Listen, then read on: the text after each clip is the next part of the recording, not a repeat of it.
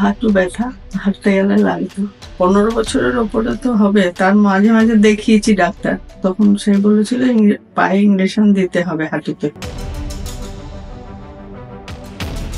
Welcome to the natural weather health world. আজকে আমাদের সাথে আছে শিখা বিশ্বাস। অনেক কিছু সমস্যা নিয়ে ন্যাচারাল ওয়েদারতে ট্রিটমেন্ট করেছে।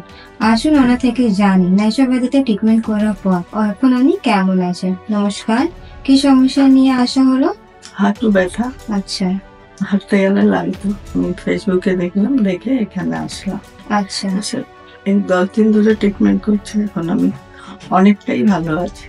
আচ্ছা, এনার আগে থেকে অন্য ডক্টরের সঙ্গে চিকিৎসা হ্যাঁ, করেছে? তখন সে বলেছিল পায়ে ইঞ্জেকশন দিতে হবে হাঁটুতে। আচ্ছা আমি ওইটা ঠিক পক্ষপাত দিই না, সেই জন্য এইটা ফেসবুকে দেখলাম, আমি এখানে আসলাম। আচ্ছা, মোটামুটি- এদিকে জানকারি আপনি ফেসবুক থেকে? হ্যাঁ, আচ্ছা কিন্তু ভালো আছি, 10 দিনে অনেকটাই ভালো আছি। আচ্ছা, কত দিনের সমস্যা ছিল আপনার? অনেকদিন, 15 বছরের ওপরে তো হবে। তার মাঝে মাঝে দেখিয়েছি ডাক্তার, ওই রকম দিয়েছে ওষুধ, তারপর লাস্টে বললো যে ইঞ্জেকশন নিতে হবে। সেটা আমি ঠিক না, সেই জন্য আবার ফেসবুকে দেখলাম, দেখে এখানে আসলাম।